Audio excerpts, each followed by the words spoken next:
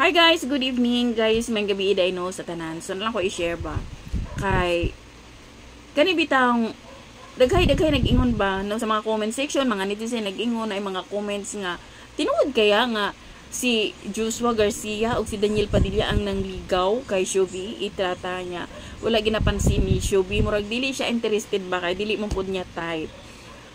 As na dili type siguro ang giingon magud ni Shubi is na ay mga artista, mga sikat nga naghatag og interest sa iya pero wala niya ginatagaan og attention tungod kay feeling niya nga porket probinsyana siya, murag feeling nila dali lang siya makuha pero dili kay lahi og kanang point of view si Shubi Itrata. So kanang ma-proud ka kay Shubi.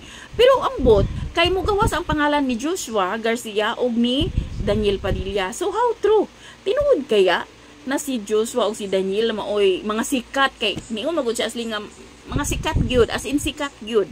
So pero wala ko kahibalo kung nag-name drop ba si Shubi. Kay naay nag-ingon nga nalagi daw nag-name drop daw dito sa pag-interview kay Boy Abunda.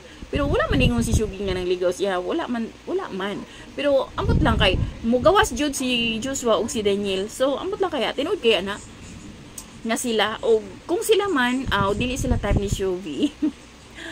Muna giingon nga probinsya naman si Shubi pero utak ang gigamit ni Shubi. So, kato lang guys. Thank you for watching. Bye!